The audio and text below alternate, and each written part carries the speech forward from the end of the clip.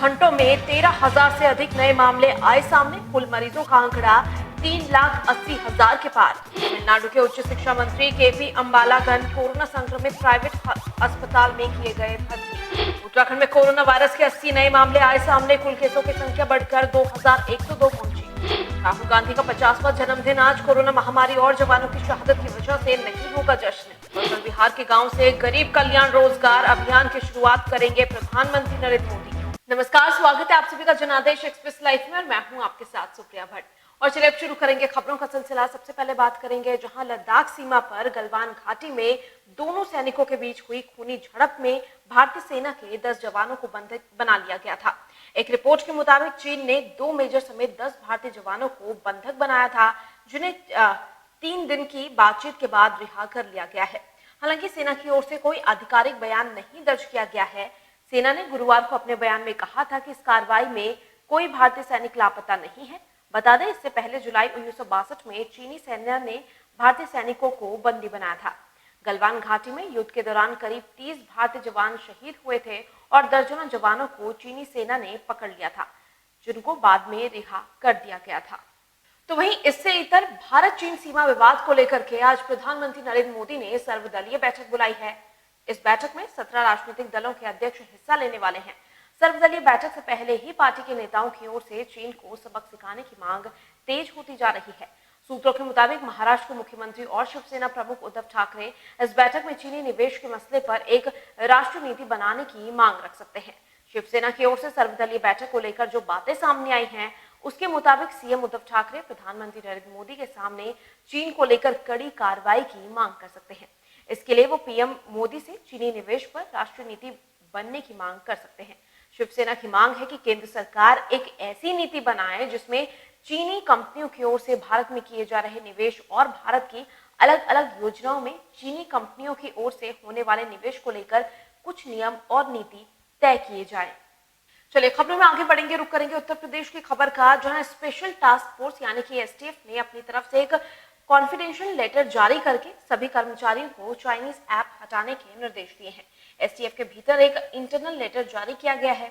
इसके मुताबिक सभी 52 चाइनीज ऐप्स को जल्द से जल्द अनइंस्टॉल करने को कहा गया है, क्योंकि इससे डेटा चोरी की संभावना काफी ज्यादा है। आईजी एसटीएफ अमिताभ यश ने मोबाइल से 52 चाइनीज ऐप हटाने का आदेश दिया है। एसटीएफ के लोगों और उनके परिजनों को ऐप हटाने के आदेश भी दिए गए हैं। बताया जा रहा है कि केंद्रीय गृह मंत्रालय के गाइडलाइंस के बाद एसटीएफ की ओर से आदेश जारी किए गए हैं। इन ऐप से व्यक्तिगत और अन्य डेटा चोरी होने की आशंका जताई गई है। चलिए खबरों में आगे बढ़ेंगे। रुक करेंगे उत्तराखंड की खबर का, जहां हिमाचल बॉर्डर पर आ रही दिक्कतों को लेकर के पछवा दून डंपर ड्राइवर समिति ने आज जिलाधिकारी देहरादून के माध्यम से परिवहन मंत्री उत्तराखंड और गृह मंत्री उत्तराखंड को ज्ञापन प्रेषित किया। ज्ञापन में मांग की गई कि पछवा दून में हिमाचल बॉर्डर से किसी भी अन्य राज्यों की गाड़ियां आ जा रही हैं, लेकिन उत्तराखंड की गाड़ियों के साथ सौतेला व्यवहार किया जा रहा है, जिसके चलते कुलहाल में उत्तराखंड हिमाचल की सीमा में ड्राइवर कंडक्टर 18 घंटे तक अपने ट्रकों के साथ खड़े रहने के लिए मजबूर हैं। बता दें, उन्होंने अपने 3 सूत्रीय मांग पत्र में मांग की है कि हिमाचल प्रदेश से आने वाले ट्रकों की तर्ज पर उत्तराखंड के ट्रक डंपर को भी 24 घंटे हिमाचल प्रदेश में आने जाने की इजाजत हो और उन्हें बॉर्डर पर ना रोका जाए। इसी प्रकार उनके द्वारा काटी जा रही टोल पर्ची का भी विरोध किया गया है, क्योंकि उनकी एक पर्ची 24 घंटे के लिए वैध होती है, लेकिन उनका सारा समय बॉर्डर पर खड़े खड़े बीत जाता है। इसीलिए उनसे बहुत ज्यादा उगाही की जा रही है, जिसका सारा नुकसान ट्रक मालिकों को और ड्राइवर कंडक्टर को हो रहा है। इनकी जो भी इनका जो ज्ञापन है, ये शासन स्तर का मामला है। इसको शासन लेवल पे ही सुलझाया जा सकता है। तो शासन में हमारी तरफ से जिलाधिकारी महोदय की तरफ से इनका ज्ञापन भिजवा दिया जाएगा। जो भी कार्रवाई होगी वहाँ से इनको पता चलेगा। ये है जी कि कोटा और उत्तराखंड का जो बॉर्डर है जी, यहाँ पे गाड़ियाँ 18 घंटे खड़ी रहती हैं जी। और हमारे लिए जो कोटा साहिब है, जिसमें नो एंट्री कर दी गई है, जो हरियाणा और हिमाचल की गाड़ी आ रही है, इनके लिए कोई नो एंट्री नहीं है जी। सीमा पर चीनी सैनिकों द्वारा भारतीय सेना पर किए गए हमले के खिलाफ अब पूरे देश भर में रोष है। इसी के तहत कांग्रेस मुख्यालय देहरादून में युवा कांग्रेस की ओर से चीन के खिलाफ जमकर विरोध प्रदर्शन भी किया गया। प्रदर्शनकारियों ने चीन के झंडे को आग के हवाले कर दिया। साथ ही चीन द्वारा निर्मित सामानों पर भी आग लगाई गई। वहीं युवा कांग्रेस के मीडिया प्रभारी संदीप चमोली ने चीन की कार्रवाई का विरोध करते हुए लोगों से भी चीन के सामानों के बहिष्कार की मांग की है। आज ये हमारा जो चीन के खिलाफ विरोध प्रदर्शन था, ये उत्तराखंड के युवा का प्रदर्शन था। आप देख सकते हैं जिस प्रकार चीन द्वारा एक गलत कृत्य करके और एक गलत तरीके से, या कहेंगे आप पूर्ण रूप से एक क्रूरतापूर्ण जो हमारे साथ भारतीयों के सैनिकों के साथ, हमारे भाई बहनों के साथ जो व्यवहार किया गया, इसकी हम घोर निंदा करते हैं। हो सकता है कि केंद्र की सरकार कमज़ोर हो, लेकिन भारतीय सेना पे हमें पूरा विश्वास है और हम उसके साथ कंधे से कंधा मिला के खड़े हैं। जिस प्रकार भारतीय सेना सीमा पे डटी हुई है, उसी प्रकार हम युवा कांग्रेस के सभी साथी पूरे प्रदेश में चीनी सामान का बहिष्कार करके और चीन का विरोध करके अपना विरोध दर्ज करें। और फिलहाल यहाँ रुकेंगे एक छोटे से ब्रेक के लिए, जल्द हाजिर होते हैं कुछ और खबरों के साथ।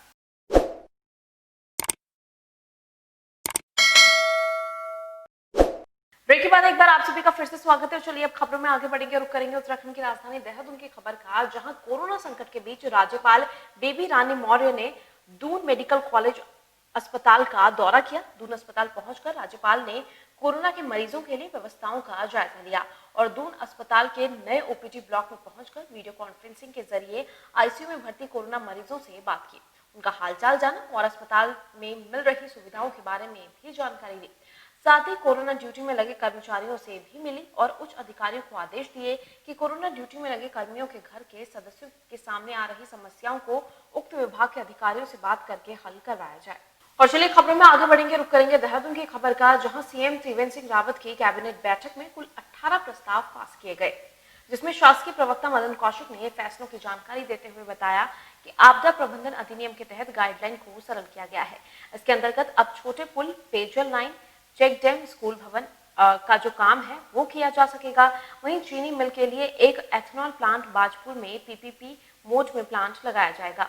सहकारिता नियमावली में संशोधन किया जाएगा। भीमताल केंद्रीय विद्यालय के 0.25 हेक्टेयर भूमि आवंटन के लिए 2 करोड़ माफ किए गए हैं।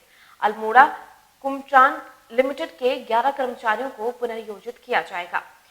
साथ ही कुंभ 2021 में श्रद्धालु और संतों की व्यवस्था के लिए धन प्रबंधन का अधिकार मुख्यमंत्री को दिया गया है। उत्तराखंड मोबाइल टावर नियमावली के लिए नगरीय और ग्रामीण क्षेत्रों में 500 रुपए किराए की जगह शहरी क्षेत्रों में 100 रुपए और ग्रामीण क्षेत्रों में 50 रुपए निर्धारित किए गए हैं।